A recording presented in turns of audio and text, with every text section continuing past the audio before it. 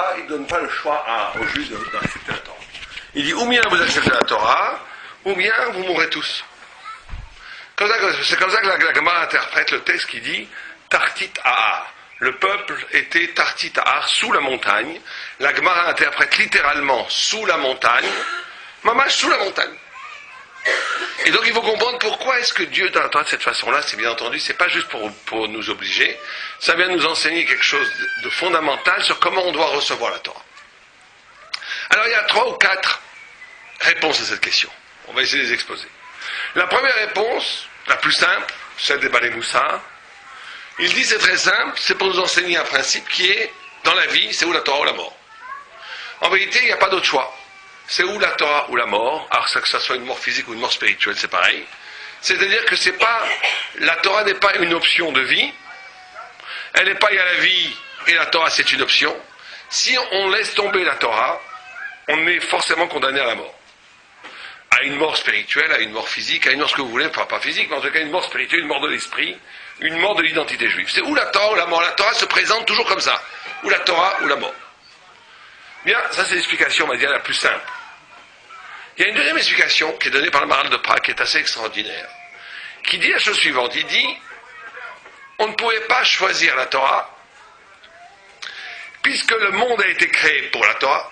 Il est écrit Bereshit. Bereshit, c'est le premier Rashi dit c'est quoi Bereshit. Réchit, il y en a qui disent c'est Israël, il y en a qui disent c'est la Torah. Et donc le monde a été créé à son origine que pour recevoir la Torah, et que pour créer Am Israël, pour qu'il reçoive la Torah.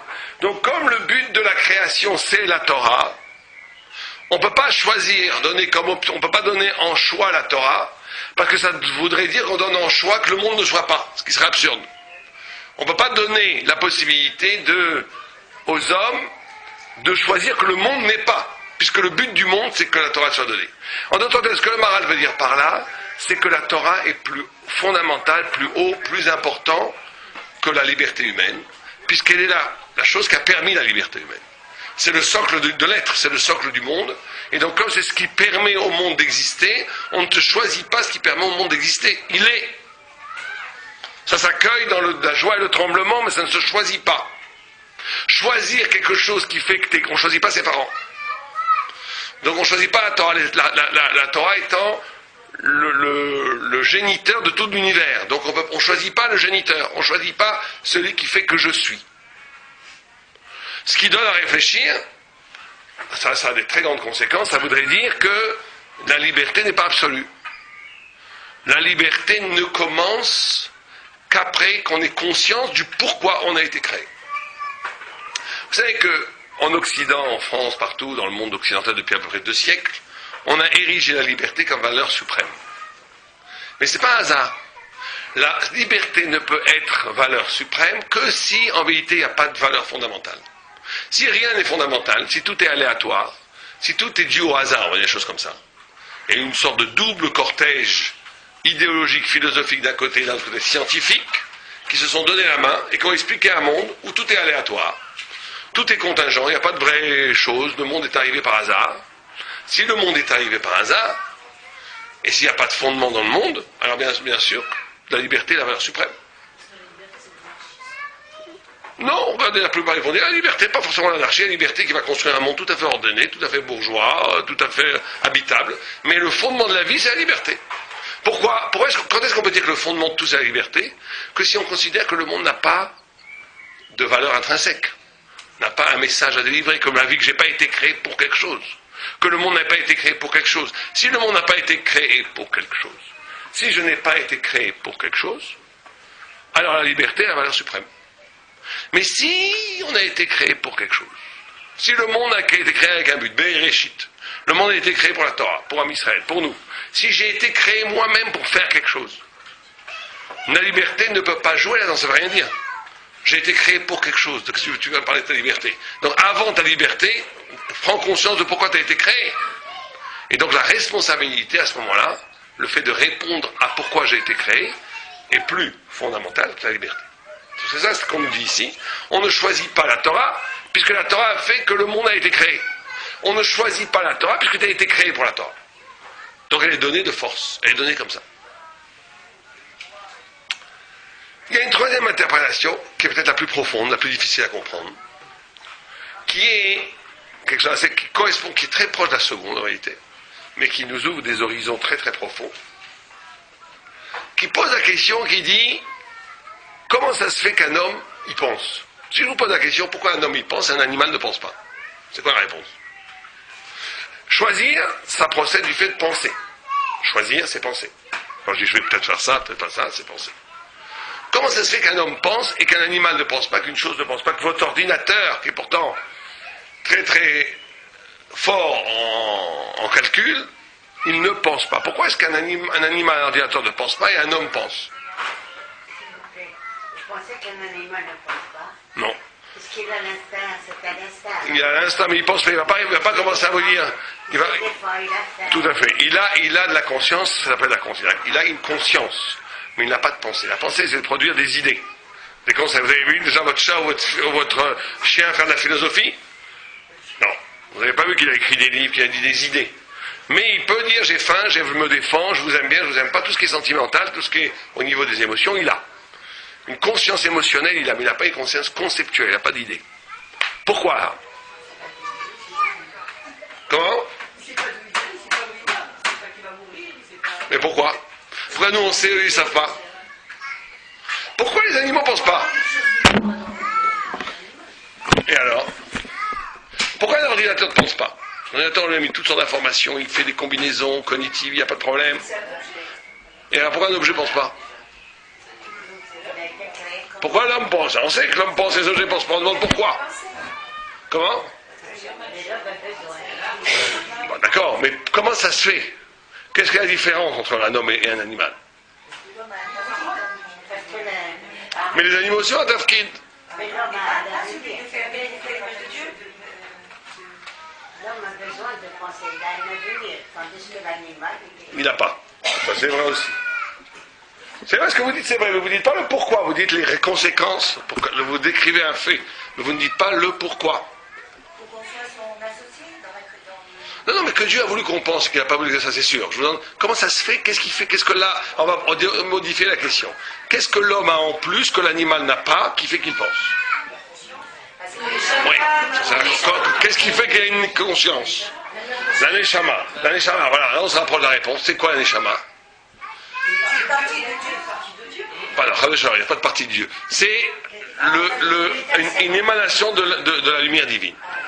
Donc ça veut dire, écoutez bien ce que vous dites, vous ne vous rendez pas compte ce que vous dites. Ce que vous dites, c'est on pourrait écrire 10 livres dessus qui renversent la philosophie de 20 siècles en Occident. Qu'est-ce que vous dites là? Vous dites en vérité que l'homme est capable de penser parce que il est spirituel. C'est ça que vous venez de dire. Alors que toute la pensée occidentale pense que l'homme est spirituel parce qu'il est capable de penser. Alors on va reprendre. C'est le contraire. Les gens en Occident, les goïms, voilà. Les gens en Occident, en goïms, ils pensent que l'homme d'abord pense. Il pense, alors il va réfléchir. Un peu comme dans les midrash qu'on a chez nous avec Abraham Avinu. L'homme, il voit qu'il y a un soleil, il dit c'est le Dieu, il dit non, c'est pas possible, il s'écroule, alors c'est la lune, non, mais le ciel s'écroule, il dit donc il y a une cause première qui est la cause de toutes les causes. Ça, c'est une spiritualité qui est la conséquence de la pensée. C'est un shlab. Mais la Torah, elle dit, comment ça se fait que je pense? Elle passe la question bien avant ça. Comment ça se fait que je pense? D'accord, la pensée m'a amené à des idées spirituelles. Mais comment ça se fait que l'homme peut penser? Et la réponse est ce que vous avez dit, c'est que l'homme peut penser parce qu'il a été frappé par la lumière divine. Le fait, par la lumière divine. C'est ce qu'on appelle dans la Kabbalah la Aka'a. Aka'a, c'est quand l'infini rencontre le fini, le En-Sof rencontre le Sof, quand Dieu frappe par sa lumière, ça s'appelle le Tselem Elohim, à ce moment-là, il y a arrachement à la matière, arrachement au déterminisme, arrachement à tout ce qui fait empêche de penser, ce qui fait qu'il n'y a pas de pensée, c'est quand quelque chose est complètement identique à ce qu'il est. Une pierre ne peut pas penser parce qu'elle n'est que pierre, donc elle ne s'arrache pas, elle n'est que pierre. Un animal, il ne peut pas penser parce qu'il n'est que animal. L'homme peut penser parce que spirituellement, il est touché par quelque chose qui n'a aucun rapport avec lui, c'est Dieu. Comme il est frappé par une lumière qui n'a aucun rapport avec lui, qui est Dieu, se développe la liberté de penser. La possibilité de penser. Donc la possibilité de penser vient du fait que l'homme est frappé par la présence de Dieu. Donc la possibilité de penser vient du fait que l'homme est spirituel. C'est exactement l'inverse des goïms. Les goïms pensent que l'homme est spirituel parce qu'il pense. La Torah pose que l'homme ne peut penser que parce qu'il est spirituel. Quelqu'un qui ne serait pas plus spirituel ne pourrait absolument jamais penser. On pourra mettre des milliards de dollars dans l'intelligence artificielle, ce qu'on essaie de faire, ça ne marchera jamais, parce que comme l'ordinateur n'a pas de sensibilité éthique ni spirituelle, il n'a pas d'autonomie analytique, il ne peut pas penser. Et on pourra projeter des imitations de pensée, il n'aura jamais cette possibilité de penser, c'est impossible. Parce que la pensée ne vient que parce que l'homme est fait à l'image de Dieu. Alors vous comprenez, on comprend pourquoi la Torah était des forces. Ça veut dire que la Torah, elle symbolise la spiritualité, elle symbolise l'éclat divin. Elle symbolise pourquoi le monde a été créé. Donc on dit on ne peut pas choisir ça, parce que le fait de choisir, c'est lui-même une manifestation de l'esprit, mais cette manifestation de l'esprit, elle est elle-même la conséquence de la Torah. On ne peut pas choisir sa mère, on ne peut pas choisir ce qui fait que je pense. La pensée ne peut pas choisir ce qui fait qu'il pense. Vous comprenez ? Comme le fait de penser vient du fait que la Torah est donnée, donc cette pensée ne peut pas se retourner contre elle-même et dire je ne peux pas ce qu'est la source même d'un pouvoir de penser. Bon, c'est très profond, mais c'est très vrai. Et surtout que ça change tout. Non, les goïms aussi, ils pensent. Oh, la Torah, elle était donnée au peuple, mais les 7 mitzvot qui sont aussi de la Torah ont été donnés aux goïms. Et la possibilité de penser des goïms provient des 7 mitzvot. C'est pareil. Pour ça qu'il n'y a pas de mitzvahs qui sont donnés aux animaux. Comme il n'y a pas de mitzvahs qui sont donnés aux animaux, ils ne pensent pas. Comme ils n'ont pas accès à la transcendance, à la spiritualité, ils ne pensent pas. La possibilité de penser est consécutive à un affect spirituel. Les Juifs l'ont puissance 613, avec Torah qui est au-delà de l'être. Les Goïs l'ont puissance 7. Avec une différence essentielle, pas que de numérique. Mais ils l'ont aussi. Le Goï aussi a une exigence de Dieu par rapport à eux. Si on exige quelque chose de quelqu'un, c'est qu'on espère quelque chose de lui. Vous n'avez pas exigé à une pierre qu'elle fasse le Shabbat. Et vous la punissez après parce qu'elle ne le fait pas, parce qu'elle ne peut pas le faire. Donc on peut exiger des goïms les 7 mitzvot. On peut exiger qu'il ne tue pas. On peut attendre qu'un homme ne tue pas. On peut attendre qu'il ne vole pas. On peut attendre qu'il ne fasse pas d'arayot, d'adultère.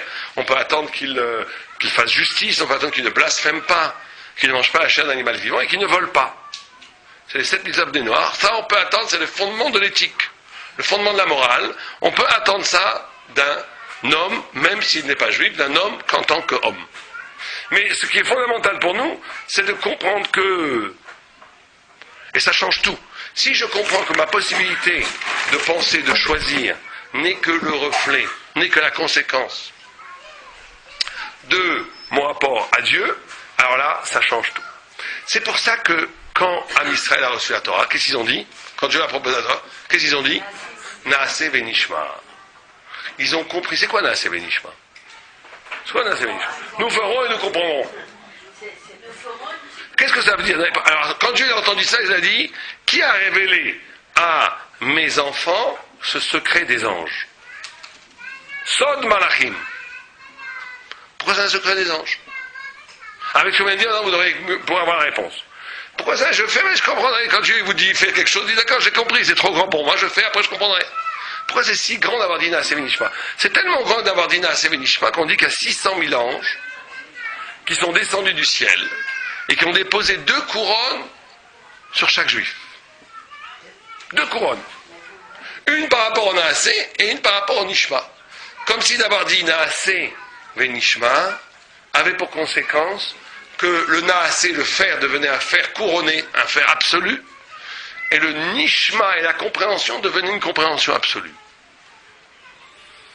Pourquoi c'est si important de dire Naaseh venishma ? Pourquoi ? Par rapport à ce qu'on a dit maintenant. Quelqu'un a une idée ? C'est une puissance 613. C'est-à-dire qu'on fait confiance absolue à faire le Shmarton et qu'on... Alors, encore une fois, ce que vous dites c'est vrai, mais ça, nous on a essayé de trouver le chidouche, le pshat. Ce que vous dites, la confiance, ça ne suffit pas pour dire des goïms aussi peuvent faire confiance. On reprend par rapport au raisonnement qu'on a fait avant. On a dit quoi ?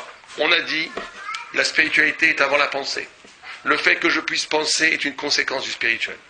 C'est parce que je pense que je suis spirituel, c'est parce que je suis spirituel que je pense. C'est-à-dire que j'ai été créé, on a dit avant, que l'homme a été créé pour un but. Ça veut dire que l'homme a la liberté et seconde par rapport à la responsabilité. J'ai été créé pour quelque chose, le monde a été créé pour quelque chose, il s'agit de révéler dans ce monde-là ce pourquoi j'ai été créé. Si on comprend les choses comme ça, on va dire Naaseh Benishma. Pourquoi? Oui, alors. Donc c'est pour ça, à partir du moment où on fait cette Torah puissance 613, on arrive à penser. Oui, ça c'est vrai aussi. Mais on va dire les choses presque plus simplement. Quand je dis Naaseh Benishma, c'est que je comprends que, avant même ma pensée, j'ai été créé pour quelque chose. L'engagement de faire est plus important que mon analyse du pourquoi je fais. Je vous donne un exemple très simple. Imaginons un enfant qui meurt de faim devant vous. Il a très faim. Vous allez lui donner à manger avant de réfléchir ou vous allez réfléchir après lui donner à manger? Pourquoi? Parce que c'est un besoin pour lui. Eh oui, mais comment ça se fait qu'on réfléchit? À ce moment-là, celui qui dit philosopherait, le mec, pendant une heure pendant que le mec il a faim, on dit oui, peut-être bien qu'il faut lui donner, peut-être pas, est-ce que philosophiquement c'est justifié? Ça serait un monstre. Pourquoi? Pourquoi il ne va pas réfléchir?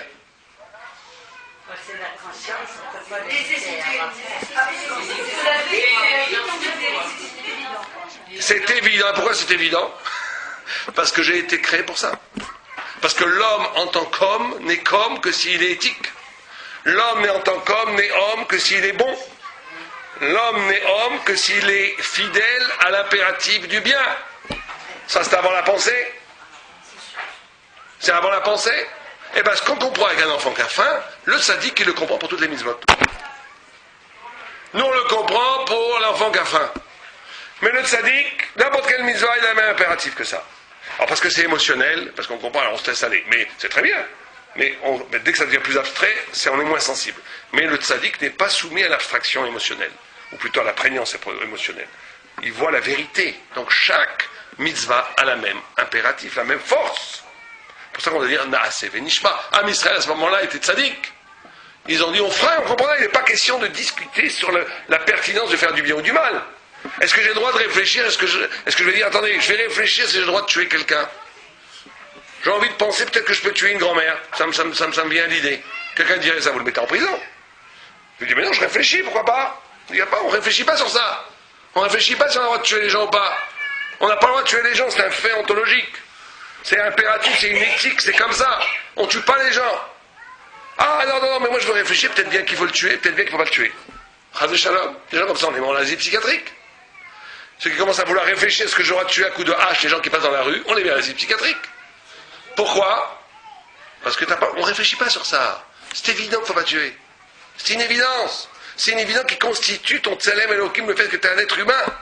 Et bien toute la Torah est donnée comme ça. Quelqu'un qui réfléchit, est-ce que je dois faire Shabbat ou pas? Il faut le mettre aussi à l'asile psychiatrique. C'est moins évident, mais en vérité pour la Torah c'est pareil. C'est pareil. Vous comprenez? C'est pareil, pour la Torah c'est pareil. Donc, on doit essayer, c'est ça la notion de Naaseh Benishma. Et c'est pour ça, alors ça va plus loin, parce que celui qui dit Naaseh Benishma, on dit que il a deux couronnes, une pour le Naaseh, une pour le Nishma. Il a deux couronnes. C'est que comme Moshe Rabbeinu, on dit que quand on faisait la guerre avec Amalek, quand Moshe Rabbeinu mettait la main au-dessus de la tête, on gagnait la guerre. Quand il mettait la main en dessous de la tête, on perdait la guerre. Et les Maharal expliquent, pas que le Maharal, d'autres aussi expliquent, parce que Amalek, c'est le peuple anti-Israël, très très malin, très très fort, très intelligent, mais qui est l'absolu, rendre absolu la terre, on va dire comme ça. Rendre absolu ce qui se passe ici, et nier ce qui se passe là-haut. Rendre absolu ce qui est ici. C'est Amalek, ça. Or, si tu mets la main, Naaseh Benishma, c'est mettre la main au-dessus de la tête. Je fais que mon faire, mon action, mes mitzvot, elles prennent racine dans le ciel, elles ne prennent pas racine dans mon cerveau. Elles prennent racine dans le fait que je suis connecté à Dieu. Donc je les fais au fait de façon automatiquement. Là, on gagne Amalek. Mais si les mains sont en dessous, on perd. Parce qu'Amalek sera toujours plus malin que nous si on essaie de le prendre sur son terrain, ici, sur cette terre. Ça veut dire que la guerre contre Amalek ne peut être gagnée que si on est capable de faire cet effort, d'avoir un acte qui est plus grand que nous-mêmes. Et ça, il faut bien comprendre. La notion d'acte plus grand que nous-mêmes, même chez les goïms, c'est pareil. Imaginez un artiste un artiste qui saurait déjà tout ce qu'il veut mettre dans son œuvre. Eh bien, il ne ferait pas une belle œuvre. N'importe quel grand artiste, il vous dit, j'ai pas compris comment ça m'est sorti des doigts. J'ai peint ça, je ne sais pas comment ça m'est sorti. C'est l'acte avant la pensée. L'acte avant la pensée donne une dimension de couronne. Pour ça, il y a eu 2 couronnes, un pour l'acte et un pour la pensée. Quelqu'un qui est capable de faire dans l'engagement avant l'arrêt, parce que si chacun ne fait qu'ayant réduit son faire à ses réflexions, il n'est que dans lui-même. Il ne peut jamais toucher à la grandeur. Je ne touche à la grandeur que si je suis capable de faire un acte qui se lie à quelque chose qui est plus haut que ma pensée, qui est le pourquoi j'ai été créé, qui est toute cette vision d'infini, de spiritualité qui est en moi. Et là, on arrive à un naasé. Et quand on arrive à ce naasé, on arrive au niveau vrai nishpa. C'est à ce moment-là qu'on comprend vraiment les choses. Parce que notre compréhension est liée à une existence qui est elle-même ouverte à l'infini. Ouverte à l'infini. Ça, c'est la première chose.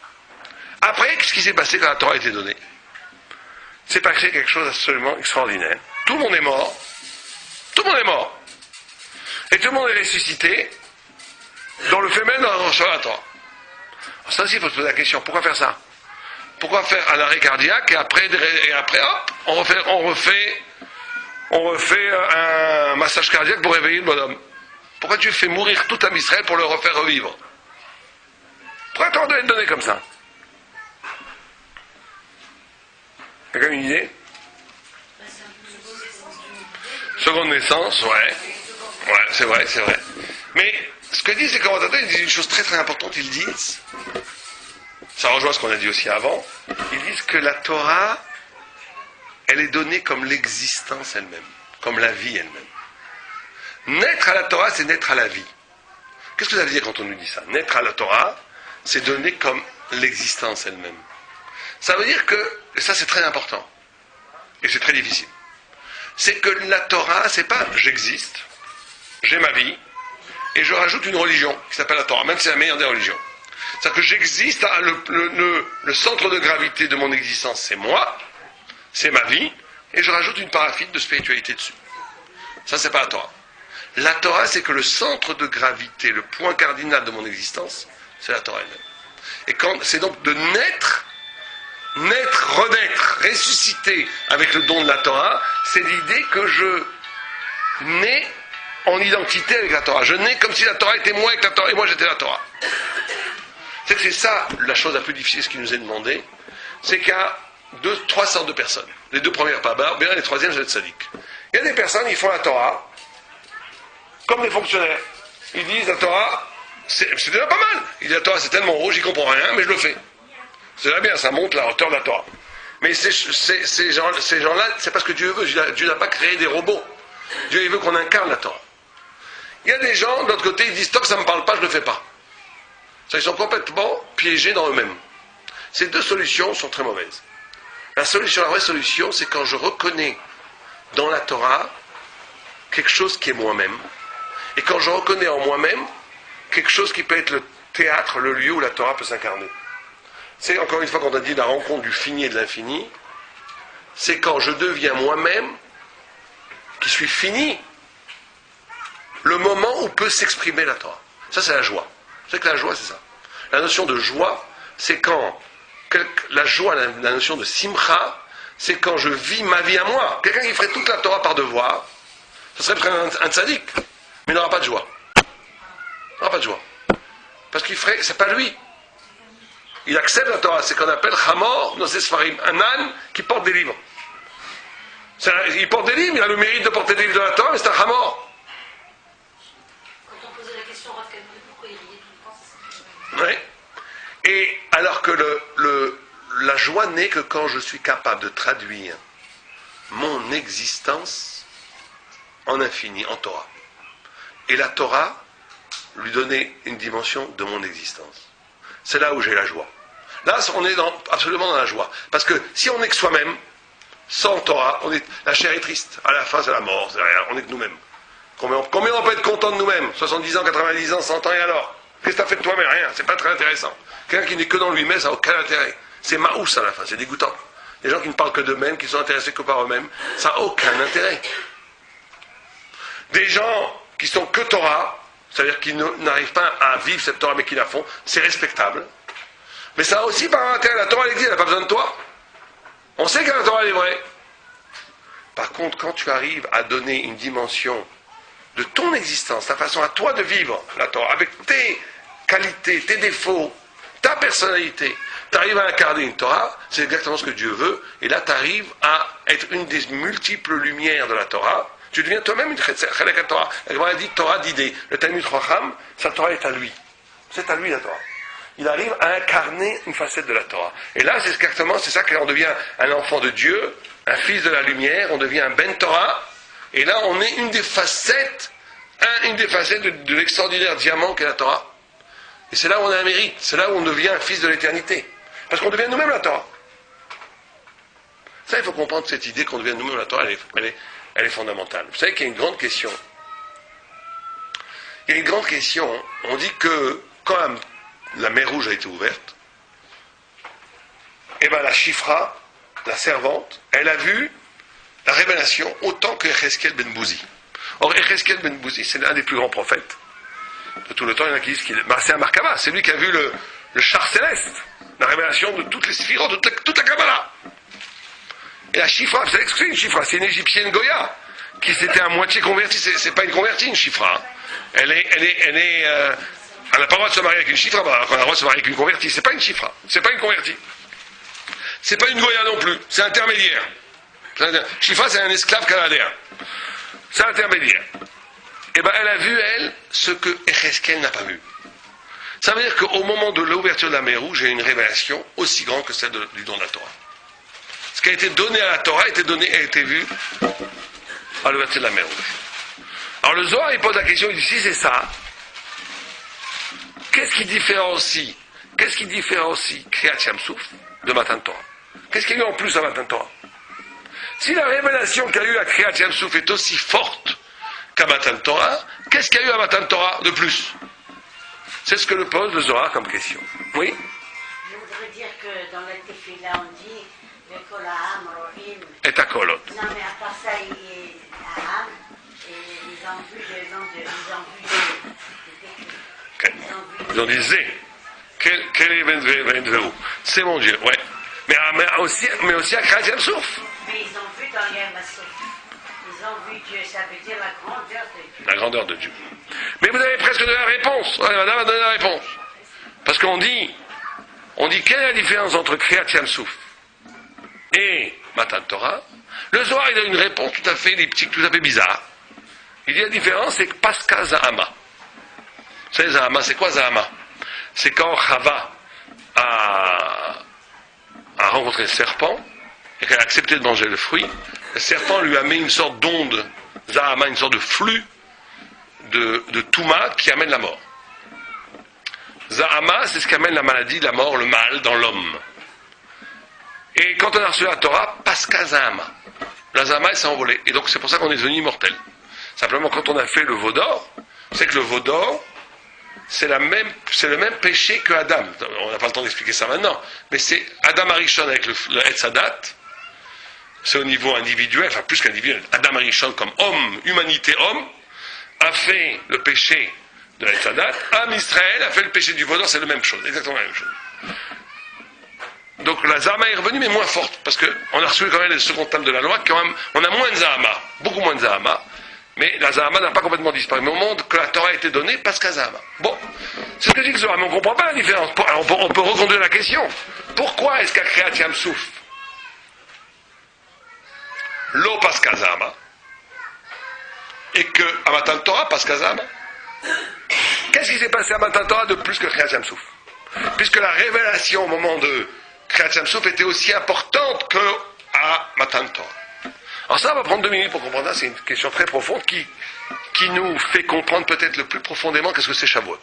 Vous savez qu'il y a une Gemara qui pose une question tout à fait qui a l'air idiote, et c'est très souvent comme ça la Gemara, des questions qui ont l'air incroyables, et qui sont mettées d'une profondeur incroyable, mais qui ont l'air, quand on les voit à première vue, on dit qu'est-ce que c'est que ça?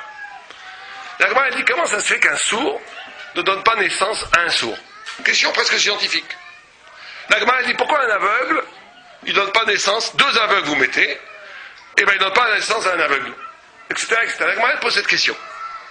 Et la Gemara a une réponse tout à fait étrange qui dit mais balbel zera.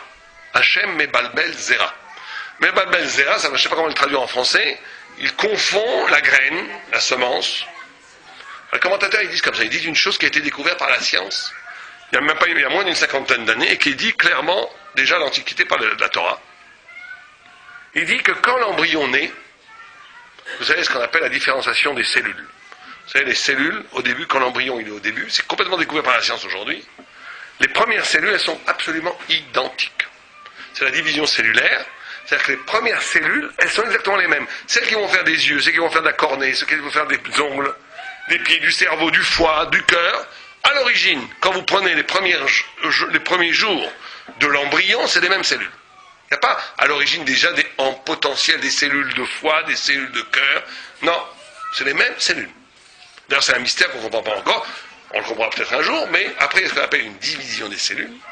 Les cellules, un va faire du foie, un va faire du cœur, un va faire du cerveau, un va faire des dents. Elles s'organisent, c'est une merveille, un mystère extraordinaire. Que biologiquement, normalement, c'est pas possible.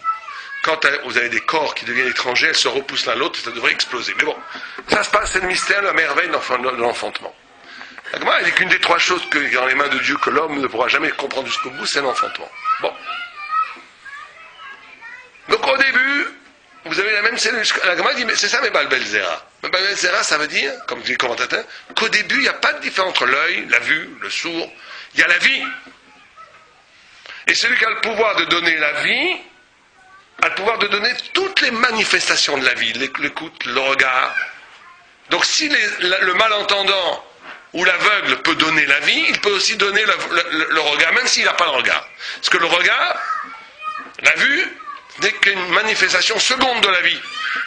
Donc si j'ai le pouvoir de donner la vie peut engendrer toutes les formes vitales qui sont le regard, voir le monde, écouter le monde, renifler le monde, sentir le monde, manger le monde. La vie est riche de toutes ces potentialités. Ce que dit le texte. Et le Maral de Prague nous dit, ça veut dire quoi alors? Alors ils disent que c'est ça la différence qui s'est passée entre Kriyat Yam-Souf et Matan Torah. À Kriyat Yam-Souf, ouverture de la mer, on a vu la Torah. La Chifra, elle a vu ce que Cheskel Ben Bouzi n'a pas vu. Elle a vu une vraie révélation de la divinité. Comme vous avez vu, la grandeur de Dieu à un niveau incroyable. Alors qu'à Har Sinaï, il s'est passé un événement. Vous avez dit, Rohim et Takolot. Ils ont vu les voix. Et le Midrash continue à dire, ils ont aussi entendu ce qui est visible. En tout cas, ils ont vu ce qui est normalement écoutable, audible, et ils ont écouté ce qui normalement est visible. Imaginez que vous écoutez une symphonie de Mozart, vous voyez le film. Vous voyez la symphonie. Ou imaginez que vous voyez un tableau de Rembrandt, vous l'entendez. Entendre le visible et écouter, entendre le visible et voir l'audible. Alors c'est ça, Rohim et Takolot, c'est ce qui caractérise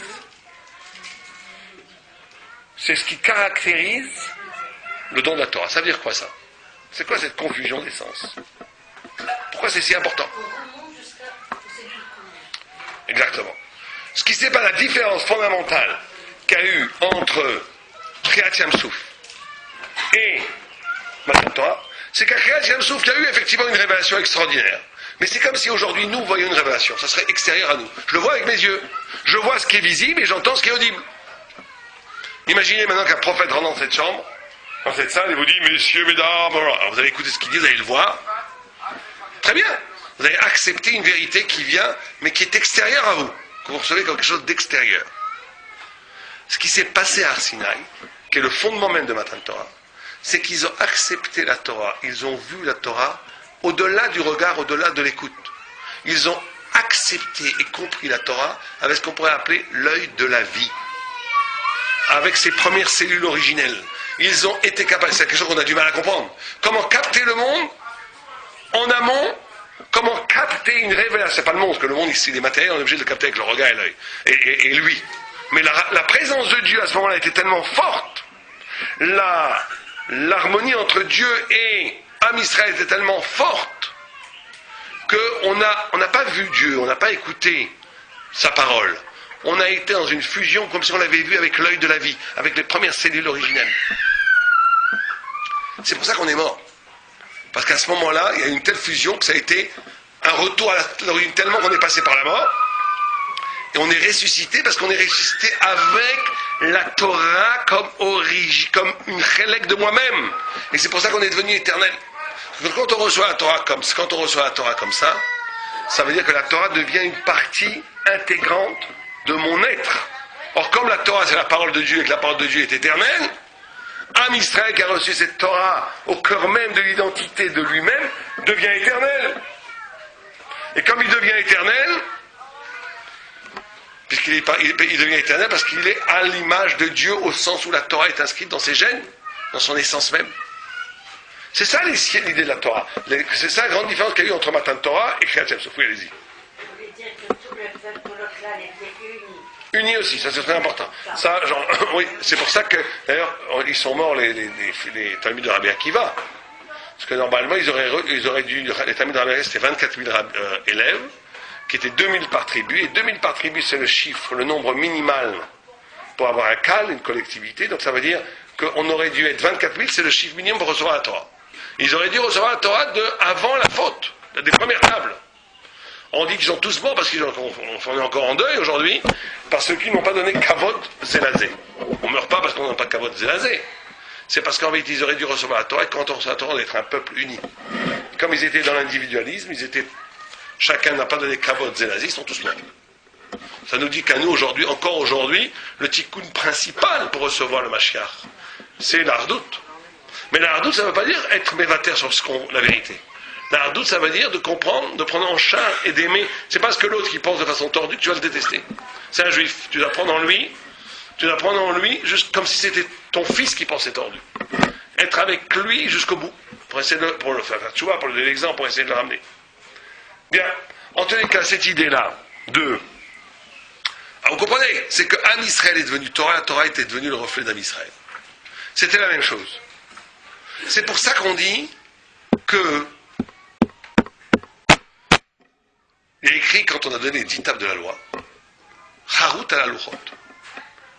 Liberté, Charut à la Luchot, comme on dit, Altikra Charut et la Charut. Ne lis pas gravé, lis liberté. Ne lis pas Charut et la Charut. Pourquoi c'est la liberté, la Torah?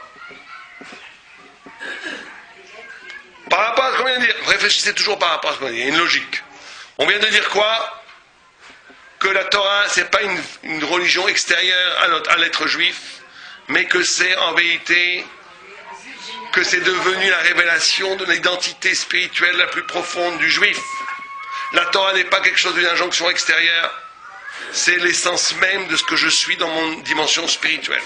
C'est pour ça qu'il n'y a pas de joie sans Torah, parce que celui qui ne vit que lui-même, il est triste. Celui qui vit la Torah comme un fardeau, il est triste. Celui qui vit la Torah comme un chélek de lui-même, il est joyeux. Alors, quel rapport entre ça et la liberté? Pourquoi on dit que la Torah c'est la liberté? Que la Torah c'est la vérité, d'accord? Mais pourquoi c'est la liberté? La liberté, tu ne tueras point, c'est des lois d'acier, la liberté. Tu ne voleras point, tu ne convoiteras point. Pourquoi? C'est quoi la liberté d'abord? C'est le choix de choisir. Non, le choix c'est une conséquence de la liberté. De choisir, c'est pas une liberté. C'est une expression de la liberté. Mais c'est quoi être libre? C'est de ne pas avoir oublié Ne pas avoir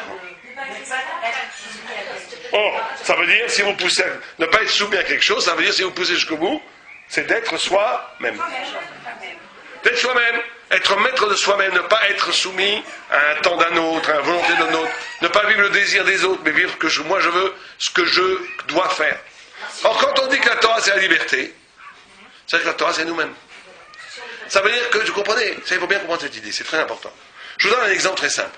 La Torah, prenons le 6e commandement. Tu ne tueras point. Je vous pose une question. Pourquoi vous n'assassinez pas votre voisine sur votre droite? Pourquoi vous ne tuez pas votre voisine sur votre droite? Est-ce que c'est que parce que Dieu a dit tu ne tueras point? Si vous le faites, si vous tuez celui qui est à côté de vous, non seulement vous le tuez, vous tuez vous-même. Vous tuez votre identité humaine. Vous ne pouvez pas tuer. Enfin, j'espère. Vous ne pouvez pas tuer. On ne peut pas tuer parce que tuer l'autre, c'est me détruire moi-même. C'est un peu comme l'enfant avec l'enfant qui a faim. C'est impossible. Eh bien, le tzaddik, c'est vrai pour toutes les misotes, encore une fois. Ce qui est évident pour nous dans Tu ne tueras point, c'est évident pour les tefilines. Il y a des gens aujourd'hui, je suis dans cette salle, qui ne peuvent pas vivre sans Shabbat. C'est devenu une partie d'eux-mêmes. D'autres qui ne peuvent pas vivre s'ils disent la Shana. Alors bye. Ça c'est plus rare. Mais il faudrait que ça existe un peu plus. Ça veut dire que le chélek, c'est que la Torah, c'est pas, encore une fois, c'est pas une injonction extérieure. C'est une injonction extérieure parce que c'est la parole infinie de Dieu, mais elle répond à ce qui est en moi le plus profond, le plus identitaire, le plus vrai, dans ma vérité la plus profonde, et c'est pour ça que c'est la liberté. Parce que n'est libre que celui qui vit sa vie. N'est libre que celui qui vit sa vie réelle. Or, sa vie réelle est inscrite dans la Torah elle-même. Et on va finir, parce que je vois qu'il est déjà tard, et avec la notion de Moshe Rabbeinu. Moshe Rabbeinu, on dit qu'il n'avait pas de Safa. Il n'avait pas d'ourlet à sa tunique. Alors on dit, c'est quoi ça? Pourquoi c'est une si grande grandeur? Safa, c'est lui aussi à la parole. Vous savez que la Torah, et Moshe Rabbeinu ne pouvait pas parler. Il ne pouvait pas parler. Il ne pouvait pas parler. Il ne pouvait pas avoir une parole. Pourquoi? C'est pas du tout un défaut physique. Et après, quand il a reçu la Torah, il s'est mis à parler. Il a écrit le Sefer Dvarim. Celui qui dit Lo Ish Dvarim Anochi, je ne suis pas un homme de parole, a écrit le livre de parole par excellence, qui s'appelle Dvarim. La Torah a passé, le permis. Qu'est-ce qui s'est passé? On va voir. C'est que la notion de Safa, c'est la notion de double. La parole est double. Pourquoi elle est double? Parce qu'une parole, elle fait une différence entre ce que je dis et ce dont je parle. Parce que les linguistes parlent de signifié, signifiant, ça a l'air compliqué, mais c'est très simple. Il y a le signifié et le signifiant.